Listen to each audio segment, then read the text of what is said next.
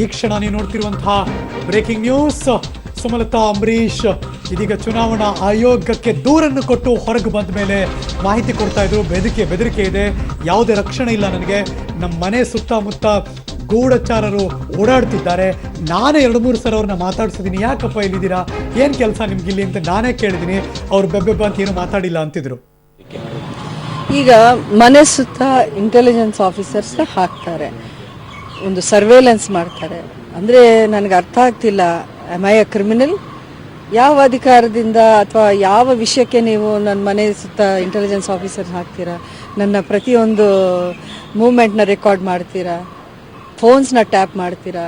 ಯಾವ ಒಂದು ಕಾರಣಕ್ಕೆ ಇದು ಮಾಡೋಕ್ಕೆ ನಿಮ್ಗೆ ಯಾವ ನೈತಿಕ ಹಕ್ಕಿದೆ? Am I A terrorist? Am I A criminal? ಈ ಪ್ರಶ್ನೆಗಳು ನನಗೆ 2 ತಿಂಗಳಿಂದಾನು ಸುಮಾರು ನಡೀತಾ ಇದೆ. ಆದರೂ ಸುಮ್ಮನೆ ಇದ್ದೆ. ಐ ಡಿಂಟ್, ಯಾಕಂದರೆ ನಮ್ಮಲ್ಲಿ ಮುಚ್ಚುಮರೆ ಮಾಡಿ ಏನೂ ಇಲ್ಲ. ನಾನು ಓಪನ್ ಆಗಿದ್ವಿ, ಯಾರನ್ನ ಭೇಟಿ ಮಾಡಿದ್ರು ನಾನು ಓಪನ್ ಆಗಿ ಭೇಟಿ ಮಾಡ್ತಾ ಇದ್ದೀನಿ. ನನ್ನ ಮಾತು ನಾನು ಸ್ಟ್ರೇಟ್ ಫಾರ್ವರ್ಡ್ ಆಗಿದ್ದೀನಿ. ಸೊ ನನಗೆ ಅದರಿಂದ ನಾನೇನು ಹೆದರ್ಕೊಂಡಿಲ್ಲ.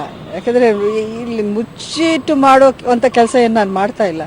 ನಾನು ಹೇಳಿದ್ದೀನಿ, ಜನ ಕೇಳ್ತೀನಿ, ಅವ್ರೇನು ಹೇಳ್ತಾರೆ ಅದನ್ನು ಮಾಡ್ತೀನಿ ಅಂದೆ, ಅದೇ ಥರ ಮಾಡಿದ್ದೀನಿ ನಾನು. ಅದು ಬಿಟ್ಟರೆ ನನಗೆ ಯಾರು ಹೆದರಿಕೆ ಹಾಕೋದ್ರಿಂದ ಏನೂ ಆಗಲ್ಲ ನನಗೆ.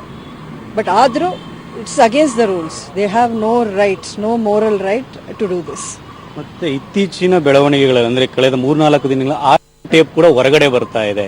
ಆಡಿಯೋಗಳಿಂದ ಸಾಕಷ್ಟು ಡ್ಯಾಮೇಜ್ ಆಗುತ್ತೆ ಅನ್ನೋ ಒಂದು ಕಾರಣಕ್ಕೋಸ್ಕರನ ಅದು. ಈಗ ಆಡಿಯೋ ಅನ್ನೋದು the easiest thing to create. ಇವತ್ತಿನ ದಿನಕ್ಕೆ ಒಂದೊಂದು ಪದಾನು ನೀವು ಕಟ್ ಮಾಡಿ ಕಾಪಿ ಮಾಡಿ ಪೇಸ್ಟ್ ಮಾಡ್ಬೋದು. ಇದನ್ನು ಒಂದು 12 ವರ್ಷದ ಹುಡುಗನೂ ಮನೆಯಲ್ಲಿ ಕೂತ್ಕೊಂಡು ಮಾಡುವಂಥ ಕೆಲಸ. ಇವತ್ತಿನ ಹುಡುಗರು ಅಷ್ಟು ಸ್ಮಾರ್ಟ್ ಇದ್ದಾರೆ. ಸೊ ಇದನ್ನಿಟ್ಕೊಂಡು ಇವರೇನೋ ದೊಡ್ಡ ಒಂದು ನ್ಯೂಕ್ಲಿಯರ್ ಬಾಂಬ್ನ ಹಾಕ್ದಂಗೆ ಮಾತಾಡಿದ್ರಲ್ಲ, it is very very silly ಅಂತ ನನಗೆ ಅನಿಸ್ತಾ ಇದೆ.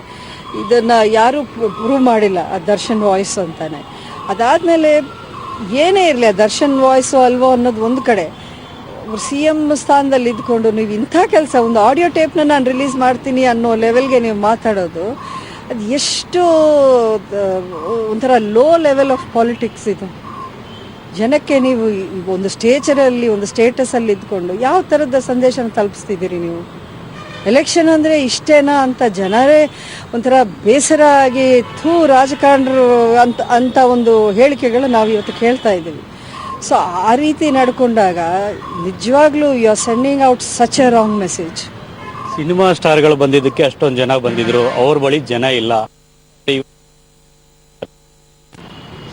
ನೋಡಿ, ಜನ ಎಷ್ಟು ಜನ ಬರ್ತಾರೆ ಬರಲ್ಲ, ಆವತ್ತು ನಾನು ಎಕ್ಸ್ಪೆಕ್ಟ್ ಮಾಡಿರಲಿಲ್ಲ. ನಾನು ನಾಮಿನೇಷನ್ ಮಾಡಿದ ದಿನ ನಿಜಕ್ಕೂ ನಾನು ಎಕ್ಸ್ಪೆಕ್ಟ್ ಮಾಡಿಲ್ಲ. ನಮ್ಮ ಜೊತೇಲಿ ಇದ್ದವ್ರು ಎಲ್ಲರೂ ಸರ್ಪ್ರೈಸ್ ಆದರು. ಇದು ಎಲ್ಲಿಂದ ಬಂದ್ರಪ್ಪ ಇಷ್ಟೊಂದು ಜನ ಅನ್ನೋದು. It was a pleasant surprise for me. ಯಾಕಂದರೆ ನಾವು ಯಾರನ್ನೂ ಕರೆಸಿರಲಿಲ್ಲ ಅಲ್ಲಿ. ಬರೀ ಫೇಸ್ಬುಕ್ಕಲ್ಲಿ ನಾವು ಒಂದು ಓಪನ್ ಆಗಿ ಇನ್ವೈಟ್ ಕೊಟ್ಟಿದ್ದು.